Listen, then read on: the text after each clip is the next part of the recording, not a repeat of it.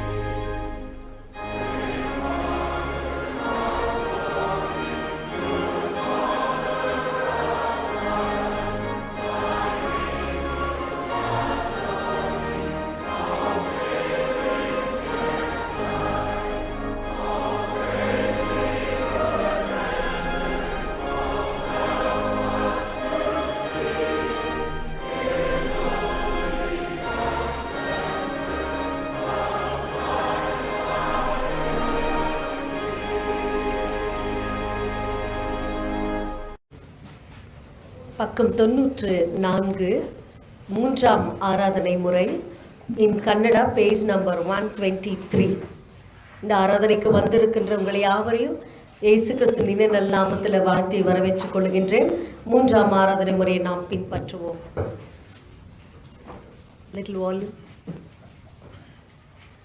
கடவுளை தொடுவோம், கர்த்தரின் வாசல்களில் நன்றியறிதலோடும் அவர் பிரகாரங்களில் துடியோடும் பிரவேசியுங்கள்.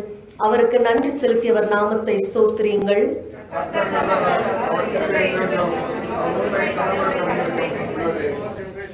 நம்மை உண்டாக்கின கர்த்தருக்கு முன்பாக நாம் பணிந்து கொண்டு முழங்காற்படியிட கடவும். வாருங்கள்.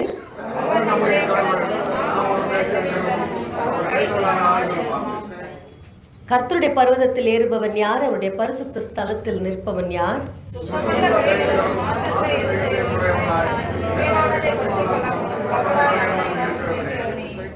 நமது கடவுளாகிய ஆண்டவருக்கும் மிகுந்த இரக்கமும் மன்னிப்பும் உரியது. நாம் அவருக்கு விரோதமாய் துரோகம் செய்தோம். நமது கடவுளாகிய கர்த்தரின் சொல்லுக்கு செவி கொடாமற் போனோம். தமது ஊழியராகிய தீர்க்கதரிசிகளை கொண்டு அவர் நமக்கு முன்பாக வைத்த அவருடைய பிரமாணங்களின்படி நாம் நடக்கவில்லை.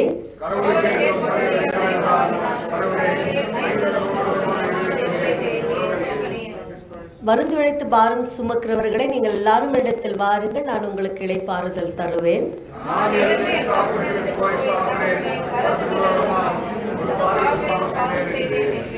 சேர்ந்து சொல்லுவோம். என் கண்மலையும்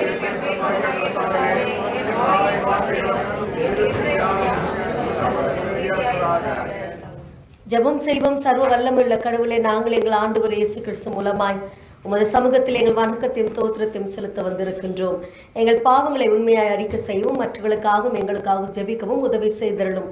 உமது திருவசனத்தை நாங்கள் கேட்கும் போது உமது அன்பின் மகத்துவத்தை அதிக உண்மையாக அறிந்து கொள்ளவும், உமது கிருபையின் கனிகளை எங்கள் வாழ்க்கையில் காட்டும் அருள் புரிய வேண்டும் என்று எங்கள் ஆண்டவர் இயேசு கிறிஸ்து மூலமாய் வேண்டிக் கொள்ளுகின்றோம்.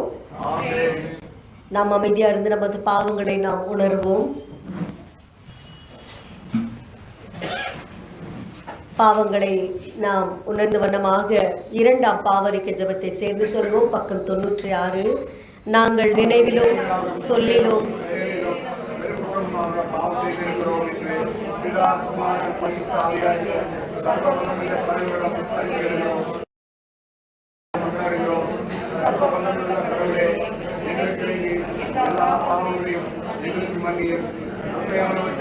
எங்களை உறுதிப்படுத்தி நிலைப்படுத்தி ஆண்டவர் இயேசு கிறிஸ்து மூலமாய் வேண்டிக் கொள்கிறோம். ஆமென்.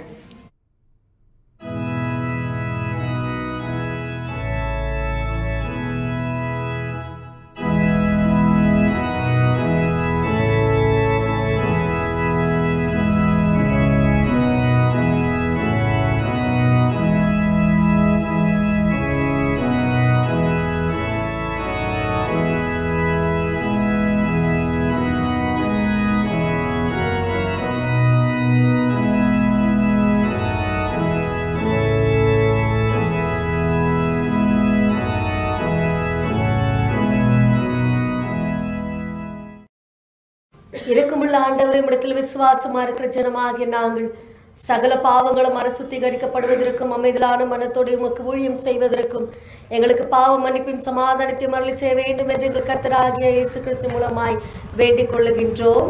ஆமென். கர்த்தர்களோடு இருப்பாராக.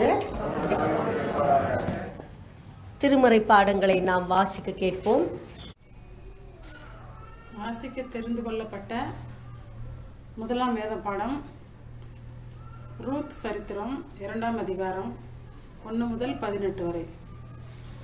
நகோமிக்கு அவளுடைய புருஷனாகிய எலிமெலேக்கின் உறவின் முறையில் போவாஸ் என்னும் பெயருள்ள மிகுந்த ஆஸ்திகாரனாகிய யோனத்தான் ஒருவன் இருந்தான்.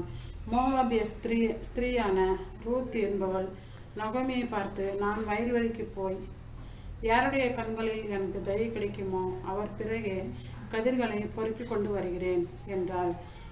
அதற்கு இவள், என் மகளே போ என்றாள். அவள் போய் வயல்வெளியில் அறுக்கிறவர்கள் பிறகே பொறுக்கினாள். தற்செயலாய் அவளுக்கு நேரிட்ட அந்த வயல் நிலம் எலிமெலேக்கின் வம்சத்தானாகிய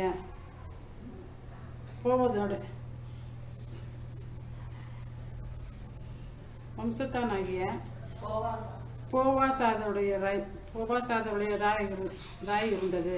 அப்பொழுது போவாஸ் பெத்லகேமிலிருந்து வந்து அறுக்கிறவர்களை பார்த்து, கர்த்தர் உங்களோட இருப்பாராக என்றான். அதற்கு அவர்கள் கர்த்தர் உம்மை ஆசீர்வதிப்பாராக என்றார்கள்.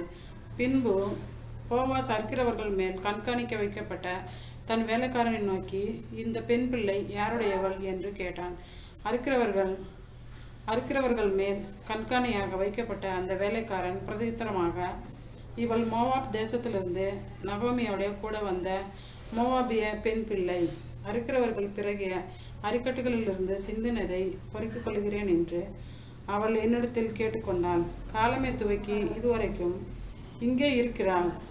இப்பொழுது அவள் குடிசைக்கு வந்து கொஞ்ச நேரம்தான் ஆயிற்று என்றான். அப்பொழுது போவாஸ் ரூத்தை பார்த்து, மகளே கேள், பொறுக்கிக் கொள்ள வேறு வயலில் போகாமலும் இவ்விடத்தை விட்டு போகாமலும் இங்கே என் ஊழியக்கார பெண்களுடைய கூடவே இரு. அவர்கள் அறுப்பறுக்கும் வயலை நீ பார்த்து அவர்கள் பிறகே போ. ஒருவரும் உன்னை தொடாதபடிக்கு வேலைக்காரருக்கு கட்டளையிட்டிருக்கிறேன். உனக்கு தாகம் எடுத்தால் தண்ணீர்கள் அண்டைக்கு போய் வேலைக்காரர் மொண்டு கொண்டு வருகிறதிலே குடிக்கலாம் என்றான். அப்பொழுது அவள் தரையில் முகம் குப்புற விழுந்து வணங்கி, நான் அந்நிய தேசத்தால் இருக்க நீர் என்னை விசாரிக்கும்படி எனக்கு எதனாலே உம்முடைய கண்களில் தயை கிடைத்தது என்றாள். அதற்கு போவாஸ் பிரதியுத்தரமாக, உன் புருஷன் மரணமடைந்த பின்பு நீ உன் மாமியாருக்காக செய்ததும், நீ உன் தகப்பனையும் தாயையும் உன் ஜென்ம தேசத்தையும் விட்டு முன்னே நீ அறியாத ஜனங்களிடத்தில் வந்ததும் எல்லாம் எனக்கு விவரமாய் தெரிவிக்கப்பட்டது.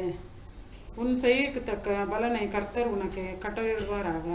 இஸ்ரவேலின் தேவனாகிய கர்த்தருடைய செட்டைகளின் கீழ் அடைக்கலமாய் வந்த உனக்கு அவராலே நிறைவான பலன் கிடைப்பதாக என்றான். அதற்கு அவள், என் ஆண்டவனே, உம்முடைய கண்களில் எனக்கு தயை கிடைக்க வேண்டும். நான் உம்முடைய வேலைக்காரர்களில் ஒருத்திக்கும் சமானமாயிராவிட்டாலும் நீர் எனக்கு ஆறுதல் சொல்லி உம்முடைய அடியாளோடைய பட்சமாய் பேசினீரே என்றாள். பின்னும் போவாஸ் சாப்பாட்டு வேலையில் அவளை பார்த்து, நீ இங்கே வந்து இந்த அப்பத்தில் புசித்து காடியிலே உன் துணிக்கையை துவைத்துக்கொள் என்றான். அப்படியே அவள் அர்ப்பரிக்கிறவர்கள் அருகே உட்கார்ந்தாள். அவளுக்கு வறுத்த கோதுமையை கொடுத்தான். அவள் சாப்பிட்டு திருப்தி அடைந்து மீந்ததை வைத்து கொண்டாள். அவள் கதிர் பொறுக்கிக் கொள்ள எழுந்தபோது போவாஸ் தன் வேலைக்காரரை நோக்கி, அவள் அரிக்கட்டுகள் நடுவே பொறுக்கிக் கொள்ளட்டும், அவளை இன்னும் பண்ண வேண்டாம். அவள் பொறுக்கிக் கொள்ளும்படிக்கு அவளுக்காக அரிகளிலே சிலதை சிந்த விடுங்கள், அவளை அதட்டாதிருங்கள் என்று கட்டளையிட்டான். அப்படியே அவள் சாயங்காலம் மட்டும் வயலிலே கதிர் பொறுக்கினாள். பொறுக்கினதை அவள் தட்டி அடித்து தீர்த்த போது அது ஏறக்குறைய ஒரு மரக்கால் வார்கோதுமை கண்டது. அவள் அதை எடுத்துக்கொண்டு ஊருக்குள் வந்தாள். அவள் பொறுக்கினதை அவளுடைய மாமி பார்த்தாள். தான் திருப்தியாய் சாப்பிட்டு மீதியாக வைத்ததையும் எடுத்து அவளுக்கு கொடுத்தாள். வாசிக்க வேண்டிய முதலாம் வேத பாடம் வாசித்தாயிற்று.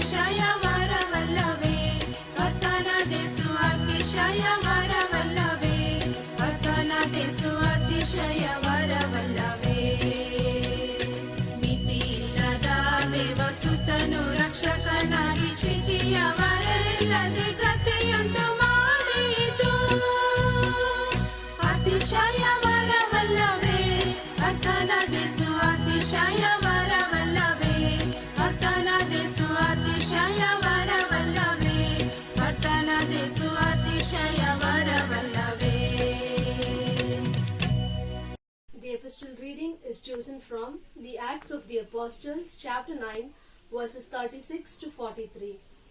The Acts of the Apostles, chapter 9, verses 36 to 43. At Joppa there was a certain disciple named Tabitha, which is translated Dorcas. This woman was full of good works and charitable deeds which she did. But it happened in those days that she became sick and died. When they had washed her, they laid her in an upper room.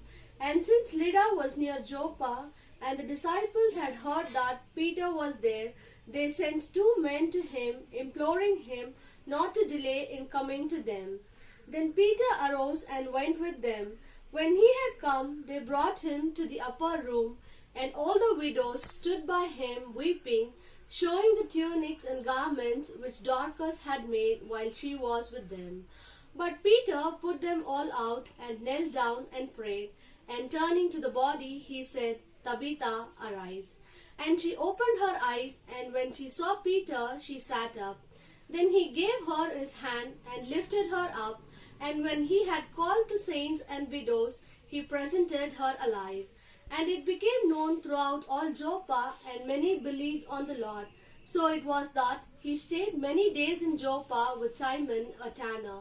This is the word of the Lord. Thanks be to God.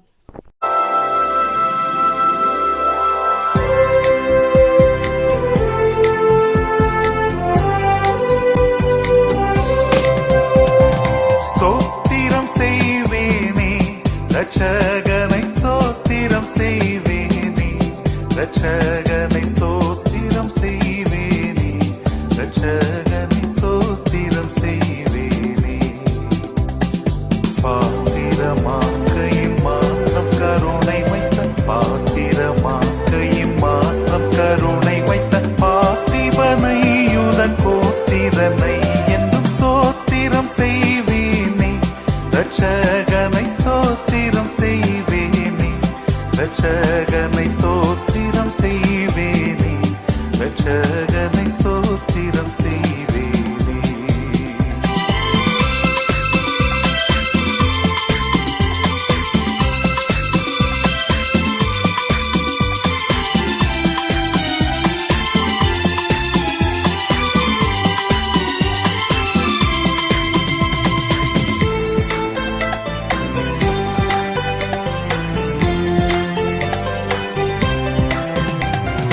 அன்னை மரீசுதனை புல் மீது அமிழ்து அழுதவனை புல் மீது அமிழ்து அழுதவனை புல் மீது அமிழ்து அழுதவனை முன்னனை மீதுற்ற சின்ன குமாரனை முன்னனை மீதுற்ற சின்ன குமாரனை முன்னுரை நூற்படி இந்நில தொற்றோனை ஸ்தோத்திரம் செய்வேனே ரட்சகனை ஸ்தோத்திரம் செய்வேனே ரட்சகனை ஸ்தோத்திரம் செய்வேனே ரட்சகனை ஸ்தோத்திரம் செய்வேனே.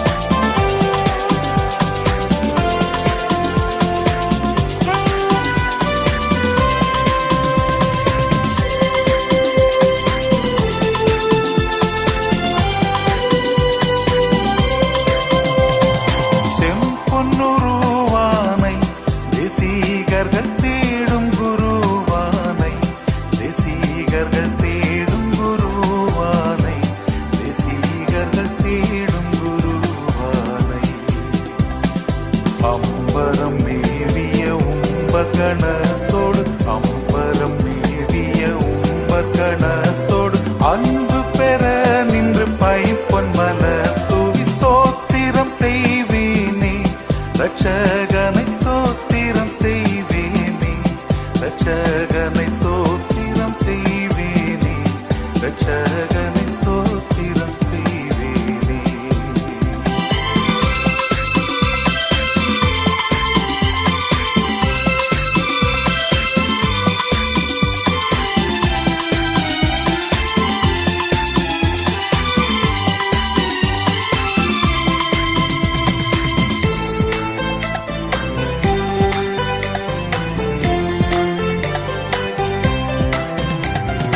கந்தை பொதிந்தவனை வானோர்களும் வந்தடி பணிபவனை வானோர்களும் வந்தடி பணிபவனை வானோர்களும் வந்தடி பணிபவனை மந்தையர்க்கானந்த மாட்சிமை அளித்தோனை மந்தையர்க்கானந்த மாட்சிமை அளித்தோனை வானபரன் என்னும் ஞான குணவானை ஸ்தோத்திரம் செய்வேனே ரட்சகனை ஸ்தோத்திரம் செய்வேனே ரட்சகனை ஸ்தோத்திரம் செய்வேனே ரட்சகனை ஸ்தோத்திரம் செய்வேனே.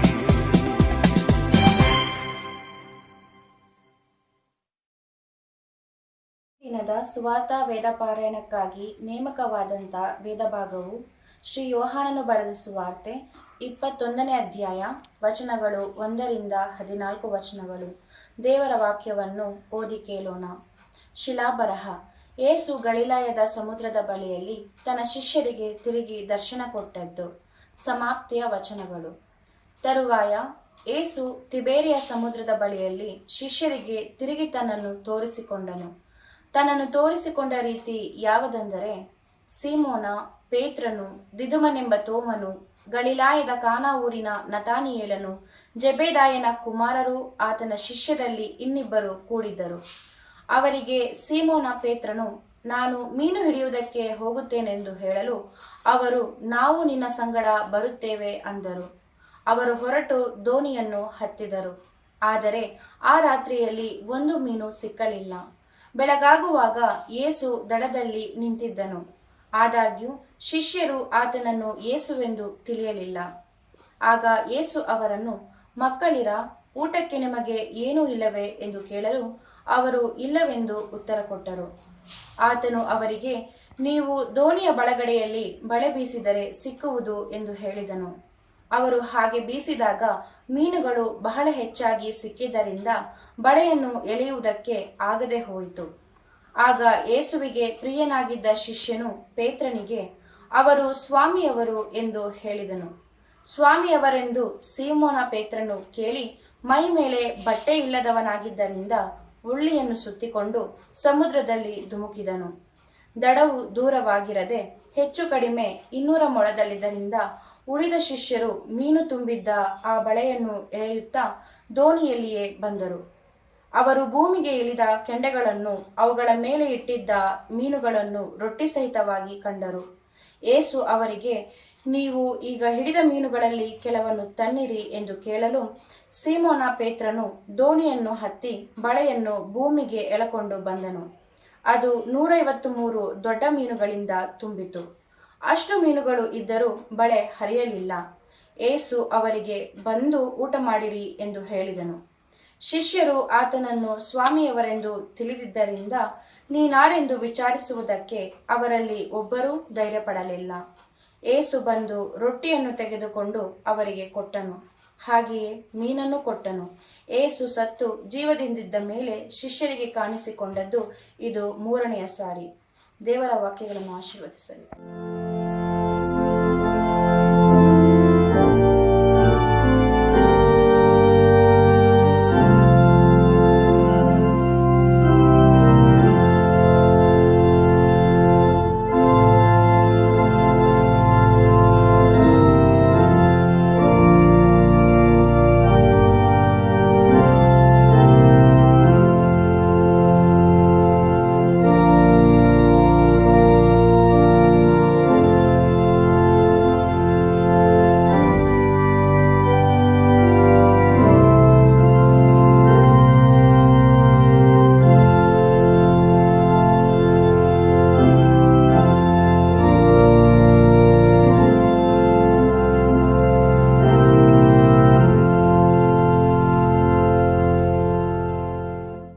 இறைவனில் செய்வோம். அன்பு நிறைந்த கடவுளே, இந்த நேரத்திலும் உம்முடைய திருவார்த்தைகளை நாங்கள் தியானிக்கின்ற போது நீர் எங்களோடு பேசும், எங்களுடைய மனதின் சிந்தனைகளை நீர் கட்டுப்படுத்தும். இதை நாங்கள் உம்முடைய திருப்பேரில் வேண்டிக் கொள்கின்றோம் அன்பின் கடவுளே, ஆமேன்.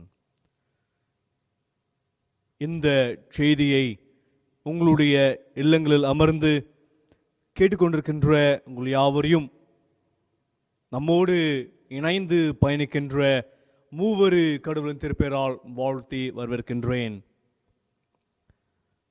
உயிர்த்தெழுந்த ஆண்டவராகிய இயேசு கிறிஸ்து நம்மோடு பயணிக்கின்றவராக அவர் இருக்கிறார். இம்மானுவேலாக நம்மோடு அவர் வாசம் பண்ணுகின்றவராக அவர் இருக்கிறார்.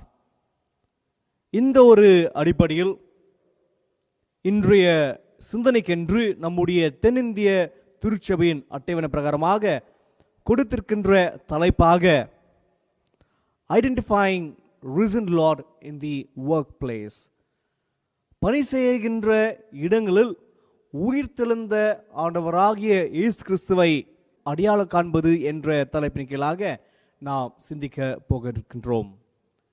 இந்த அடிப்படையில் உயிர்த்தெழுந்த இயேசு கிறிஸ்துடைய அடையாளங்கள் என்ன, எவ்வாறு நாம் அவரை கண்டுபிடிக்க முடியும், எவ்வாறு நாம் அவரை அடையாளம் செய்ய வேண்டும் என்று இன்றைய செய்தி இருக்கிறது.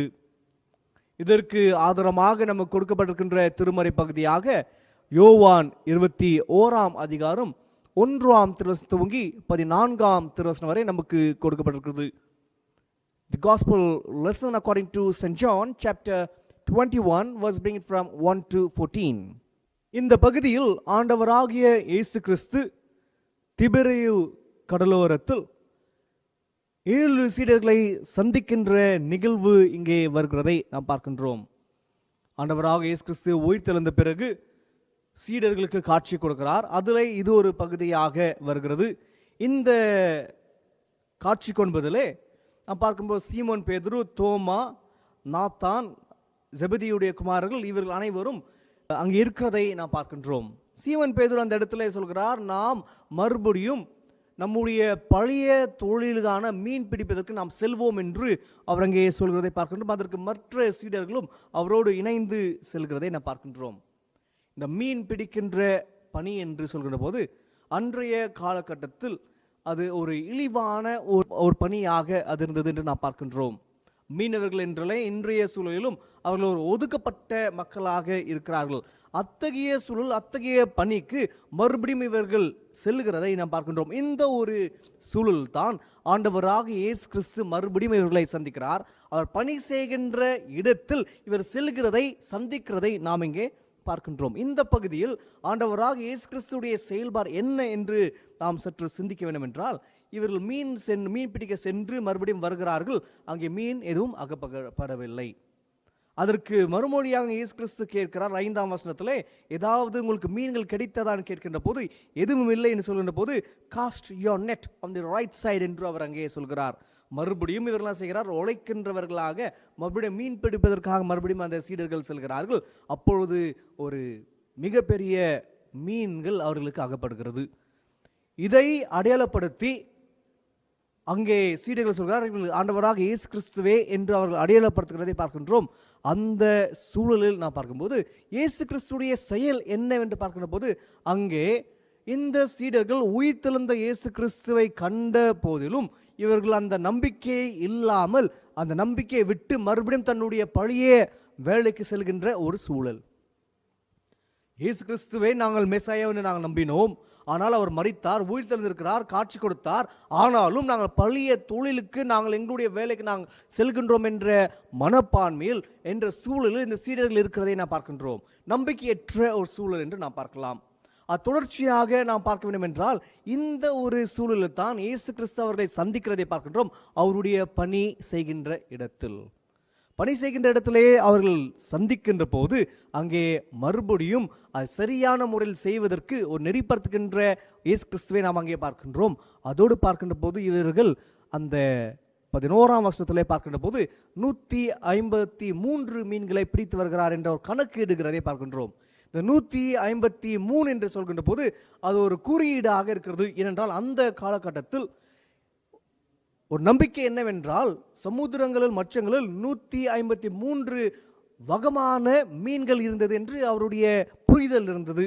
என்றால் இந்த 153 என்று சொல்கிற போது அனைத்து விதமான மீன்களையும் இவர்கள் பிடித்தார் என்று தான் அதோடைய பொருளாக அமைகிறது.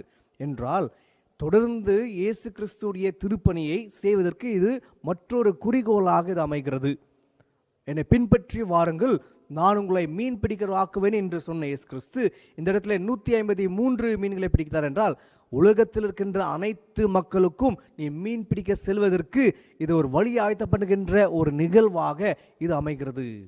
இருக்கின்ற அனைத்து தரப்பினருக்கும் நீ நற்செய்தி அறிவிக்க வேண்டும் என்ற ஒரு அறிவிப்பாக, ஒரு சூழலாக இது அமைக்கிறதை நாம் பார்க்கின்றோம். தொடர்ச்சியாக நாம் பார்க்கின்ற போது ஆண்டவராக இயேசு கிறிஸ்து அவர்கள் வருவதற்கு முன்பதாக கடலோரத்தில் அங்கே மீனை சுட்டு அவர்களுக்கு ஒரு விருந்தை ஆயத்த பண்ணுகிறதையும் நாம் இங்கே பார்க்கின்றோம். விருந்தோம்பல் செய்கின்ற இயேசு கிறிஸ்து என்றால், இந்த பகுதியில் இயேசு கிறிஸ்து உயிர்த்தெழுந்தார். உயிர்த்தெழுந்த இயேசு கிறிஸ்து பணி செய்கின்ற இடத்தில் எவ்வாறு அவர் அடையாளம் காணுங்களாம் பார்க்கின்ற போது, இங்கே சோர்வடைந்திருக்கின்ற சீடர்கள், நம்பிக்கையற்ற நிலைமையில் இருந்த சீடர்களை அது ஊந்துதல் படுத்துகின்ற கிறிஸ்துவாக நாம் இங்கே பார்க்கின்றோம். We see Christ as empowering Christ.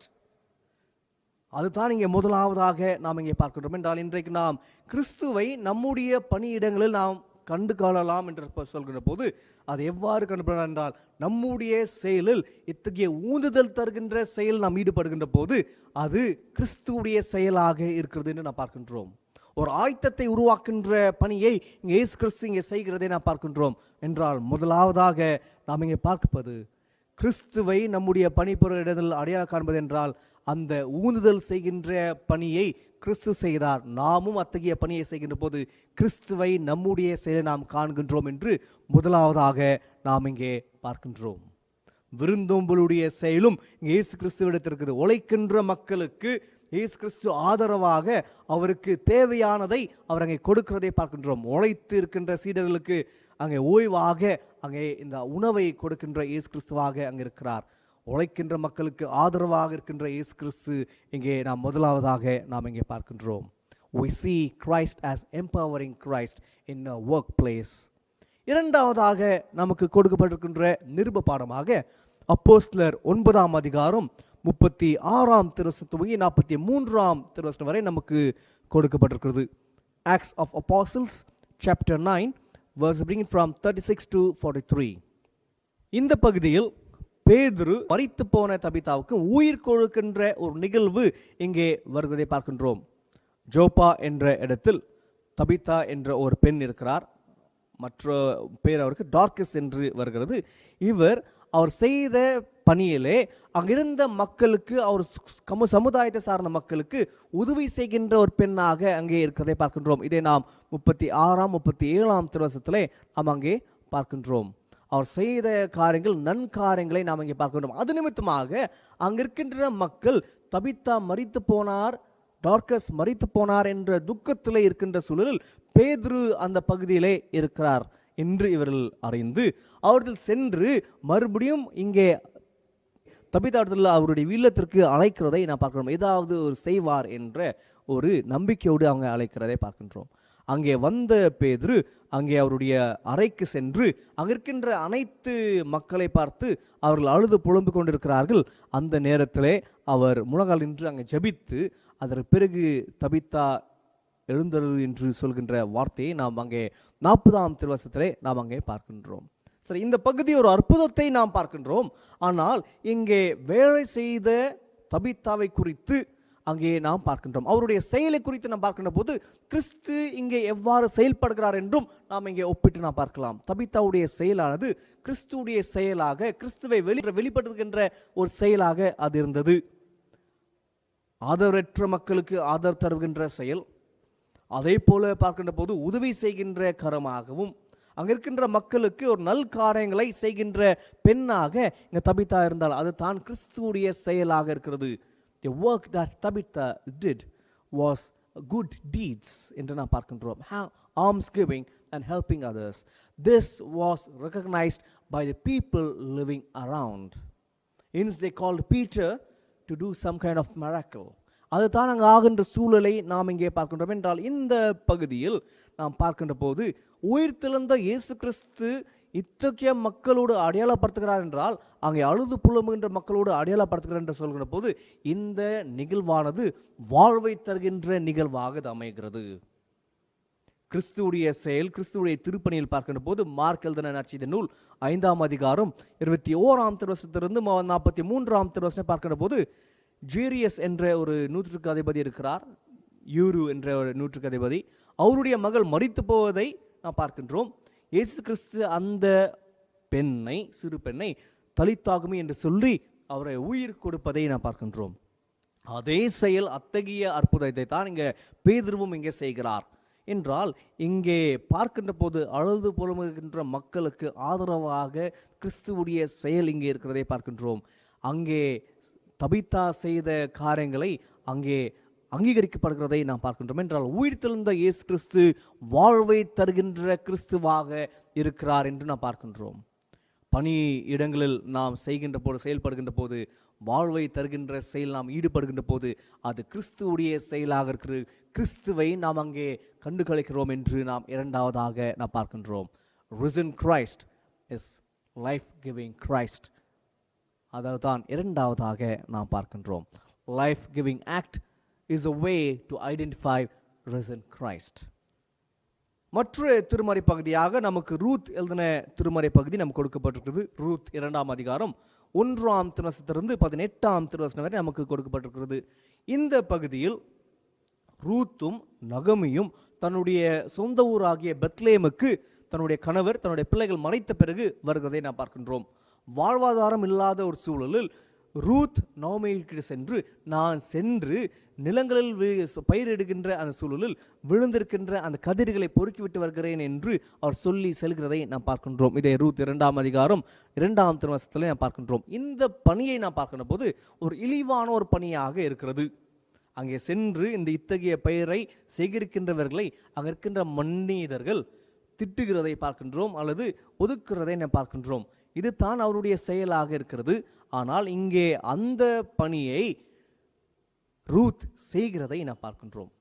அது செய்கின்ற போது போஸ் அங்கே வருகிறார். அங்கே போஸ் வந்து அங்கே மேல் பார்வையாளத்தில் கேட்கிறார், யார் அந்த பெண் கேட்கின்ற போது 6ஆம் திருவசனத்தில் இவர் மோபு பெண்ணாக இருக்கிறார், நோமியுடைய மருமகளாக இருக்கிறார் என்று சொல்லி அது அனைத்தையும் சொல்கிறார். காலையிலிருந்து இந்த பணியை அவர் செய்து கொண்டே வருகிறார் என்று அவர் அங்கே 6ஆம் 7ஆம் திருவசனத்திலே அவர் அங்கே சொல்கிறதை பார்க்கின்றோம். இது அனைத்தையும் கேட்ட போஸ் ரூத்தை அழைத்து அவர்களுக்கு, நீ மற்ற இடத்தில் செல்ல வேண்டாம், மறுபடியும் நீ இங்கே வந்து இங்கே பணியை செய் என்று அவர் அங்கே சொல்கிறதை நாம் பார்க்கின்றோம். தொடர்ச்சியாக வருகின்ற வசனங்களில் பார்க்கின்ற போது தன்னுடைய வேலைக்காரர்களுக்கு சொல்கிறார், அங்கே அறுக்கின்ற போது மறுபடியும் அந்த கதிர்களை அதிகமாக அங்கே கீழே போடுங்கள் என்று அங்கே சொல்வதை பார்க்கின்றோம். இங்கே ஆகின்ற செயல் என்னவென்று பார்க்கின்ற போது போஸ் ரூத் செய்த அந்த பணியை அங்கீகரிக்கிறதை பார்க்கின்றோம். ஒரு இழிவான இருக்கின்ற ஒரு பணி என்று சமுதாயத்தில் கருதப்பட்ட பணியை போஸ் அங்கீகரிக்கிறதை பார்க்கின்றோம்.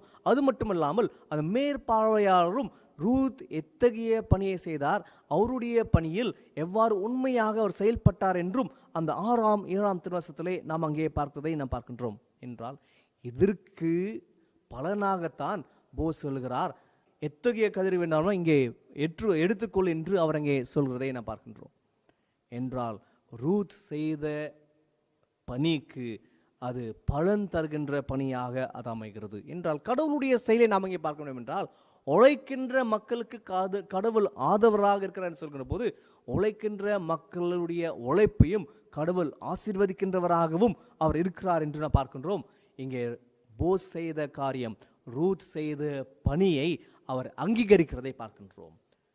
Bose acknowledges the work of Ruth and he appreciates it என்று நாம் மூன்றாவதாக நாம் இங்கே பார்க்கின்றோம். என்றால் கிறிஸ்துவுடைய செயலாக நாம் பார்க்கின்ற போது பணியாளர்கள் செய்கின்ற பணியை நாம் அங்கீகரிக்கின்ற செயலில் நாம் ஈடுபடுகின்ற போது கிறிஸ்துவை நாம் அங்கே காண்கின்றோம் என்று இங்கே மூன்றாவதாக நாம் பார்க்கின்றோம்.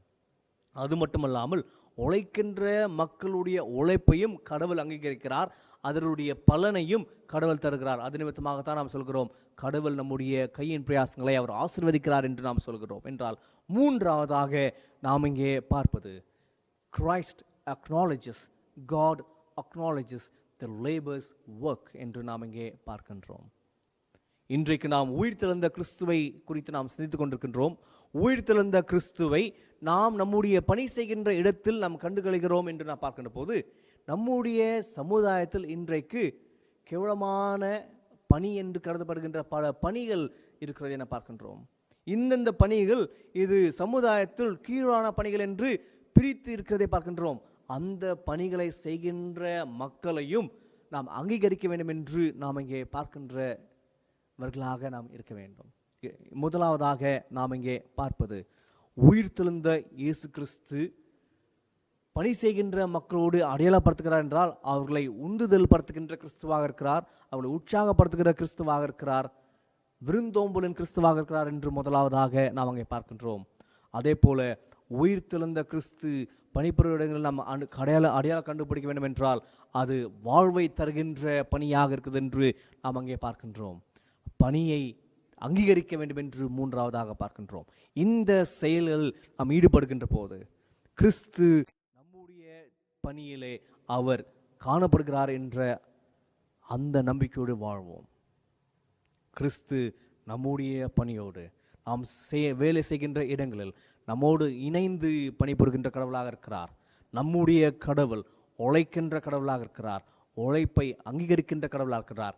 அந்த உழைக்கின்ற மக்களை நாம் அங்கீகரிப்போம், உழைக்கின்ற இடத்தை பணிபுரிகின்ற இடத்தை நாம் அடையாளம் காண்போம். அத்தகைய உழைக்கின்ற மக்களாக கிறிஸ்துவை நம்முடைய பணி செய்கின்ற இடங்களில் அடையாளம் காண்பவர்களாக அத்தகைய செயல் ஈடுபடுகின்றவர்களாக நாம் செயல்படுவோம். கண்களை மூடி நாம் இறைவனில் செய்வோம். அன்பு நிறைந்த கடவுளே, இந்த நேரத்துக்காக உமக்கு நாங்கள் நன்றி செலுத்துகின்றோம். நீர் பணியை செய்கின்ற மக்களை ஆசீர்வதிக்கின்றவராக இருக்கிறீர், அதற்காக உமக்கு நாங்கள் நன்றி செலுத்துகின்றோம். உழைக்கின்ற மக்களுக்கு நீர் ஆதரவாக இருக்கின்றீர், அதற்காக உமக்கு நாங்கள் நன்றி செலுத்துகின்றோம். இந்த நேரத்திலும் நாங்கள் உம்முடைய திருசத்தை நாங்கள் கேட்டோம், உம்முடைய வார்த்தைகளை நாங்கள் கேட்டோம். அதை நாங்கள் கேட்க மட்டுமல்லாமல் எங்களுடைய பணியிலும் நாங்கள் செய்கின்ற போது இத்தகைய உழைக்கின்ற மக்களை நாங்கள் அடையாளம் காணுங்க, அவர்களை ஊந்துதல் படுத்துகின்றவர்களாக இருக்க, தபிதா செய்தது போல ஈந்தளிக்கின்ற தன்மையோடு நாங்கள் வாழ நீர் எங்களுக்கு துணை புரிய வேண்டும் என்றாடுகின்றோம். நாங்கள் இந்த செய்தியை வெறும் கேட்க மட்டுமில்லாமல் இதை நாங்கள் செயல் வீரர்களாக செயல்பட நீர் எங்களுக்கு துணை புரியும். இதை உம்முடைய திருப்பேரை நாங்கள் வேண்டிக் கொள்கின்றோம். அன்பின் கடவுளே, ஆமேன். அப்போஸ்தல விசுவாச பிரமாணத்தை சேர்ந்து சொல்லுவோம். வானத்தையும் பூமியை படைத்த சர்வவல்ல பிதாவாகிய தேவனை விசுவாசிக்கிறேன்.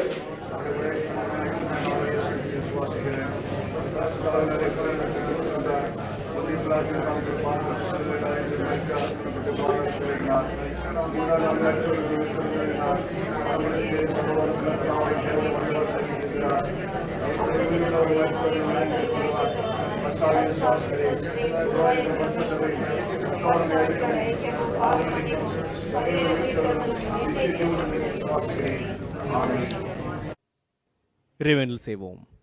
அன்பு நிறைந்த கடவுளே, இந்த வழிபாட்டிற்காக உமக்கு நாங்கள் நன்றி செலுத்துகின்றோம். இந்த வழிபாட்டு முழுவதுமாக உம்முடைய இருப்பு நிலை எங்கள் மத்தியில் இருந்ததற்காக நன்றி செலுத்துகின்றோம். கொரோனா தொற்று பரவியிருக்கின்ற சூழலிலும் எங்களை பாதுகாக்கின்றவராக இருக்கின்றீர், அதற்காக நன்றி செலுத்துகின்றோம். கொரோனா தொற்றினால் பாதிக்கப்பட்ட நபர்களுக்காக நோக்கி நாங்கள் மன்றாடுகின்றோம். அவர்களுக்கு உம்முடைய ஆதரவையும் அளித்து அவர்களை நீர் தொடர்ந்து வழிநடத்த வேண்டும் மன்றாடுகின்றோம். மேலும் இந்த தொற்று பரவாதபடிக்கு நீர் அதை கட்டுப்படுத்த மன்றாடுகின்றோம். உழைக்கின்ற மக்களோடு நீர் அடையாளப்படுத்துகின்றவராக இருக்கின்றீர், அவருடைய உழைப்பை நீர் ஆசீர்வதிக்கின்றவராக இருக்கின்றீர், ஊந்துதல் படுத்துகின்ற கடவுளாக இருக்கின்றீர். அதற்காக உமக்கு நாங்கள் நன்றி செலுத்துகின்றோம். ஈந்து கொடுப்பது உம்முடைய தன்மையாக இருக்கிறது. அத்தகைய பணியில் நாங்கள் ஈடுபட நீர் எங்களுக்கு துணை புரியும். கஷ்டத்திலும் துன்பத்திலும் கண்ணீரோடும் கவலையோடும் இருக்கின்றவர்களுக்காக நாம் மன்றாடுகின்றோம். அவர்களுக்கு உம்முடைய ஆறுதலையும் உம்முடைய சமாதானத்தையும் நீர் கொடுத்தருளும். குறிப்பாக நேரத்தில் நாங்கள் டேவிட் மெமோரியல் திருச்சபையுடைய ஒவ்வொரு குடும்பத்திற்காக நாங்கள் வேண்டுதல் செய்கின்றோம். ஒவ்வொரு குடும்பத்தையும் நீர் ஆசீர்வதியும், உம்முடைய நன்மைகளால் அவர்களை முடிசூட்டும். தபிதா ஐரம் அவர்களுக்காக மன்றாடுகின்றோம். அவர்களுக்கு தேவையான ஒரு சுகத்தையும் பலத்தையும் கொடுத்து வழி நடத்தும். தொடர்ந்து உம்முடைய திருப்பணியில் அவர்கள் ஈடுபாடோடு செயல்பட நீர் அவர்களுக்கு தேவையான புத்துணர்வை நீர் தர வேண்டும் மன்றாடுகின்றோம். எங்களுடைய நாட்டிற்காக, நாட்டின் தலைவர்களுக்காக, இராணுவ வீரர்களுக்காக, விவசாயிகளுக்காக நாம் மன்றாடுகின்றோம். குறிப்பாக எங்களுடைய பிஷப் அவர்களுக்காக மன்றாடுகின்றோம். அனைத்து ஆஃபீஸ் பேரர்ஸ்க்காக மன்றாடுகின்றோம். அனைத்து ஆயர்களுக்காக வேண்டுதல் செய்கின்றோம். ஒவ்வொருவரையும் நீர் பாதுகாத்து நீர் வழி நடத்தும். வழிபாட்டு முழுவதுமாக உம்முடைய இருப்பு நிறைவதாக நாங்கள் வழிபட்டோம். அதே போல் தொடர்ந்து உம்மை அடையாளம் காண்கின்ற மக்களாக எங்களுடைய பணியிடங்களில் நாங்கள் செயல்பட நீர் எங்களுக்கு துணை புரியும். இது அனைத்து நாங்கள் இறைமைந்தான் இயேசு கிறிஸ்துவின் திருப்பெற வேண்டிக் கொள்கின்றோம் அன்பின் கடவுளே, ஆமேன். என் ஆத்மாவே கர்த்தரை ஸ்தோத்திரி, என் முழுவதுமே அவருடைய பரிசுத்த நாமத்தை ஸ்தோத்திரி. என் ஆத்மாவே கர்த்தரை ஸ்தோத்திரி, அவர் செய்த சகல உபகாரங்களை மறவாதே, ஆமேன். இறை ஆசையை பெற்றுக்கொள்வோம். நம்மோடு இணைந்து பயணிக்கின்ற ஆண்டவராகிய இயேசு கிறிஸ்துவின் கிருபை, கடவுளின் அன்பு, தூயாவின் கூற்றுவு, ஐக்கியம், சமாதானம், வழிநடத்தல் நம் அனைவரோடும் இப்பொழுதும் எப்பொழுதும் சதாகாலம் நிலைத்து இருப்பதாக, ஆமேன்.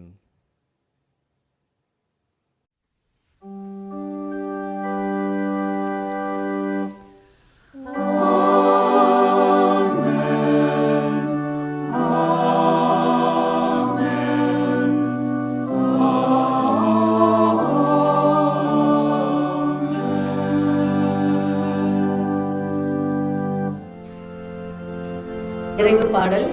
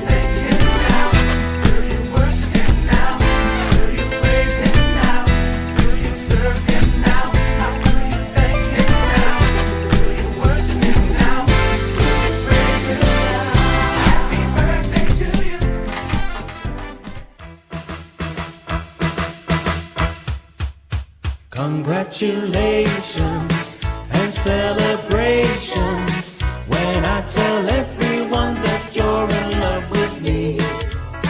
Congratulations and jubilations. I want the world to know I'm happy as can be. Who would believe that I could be happy and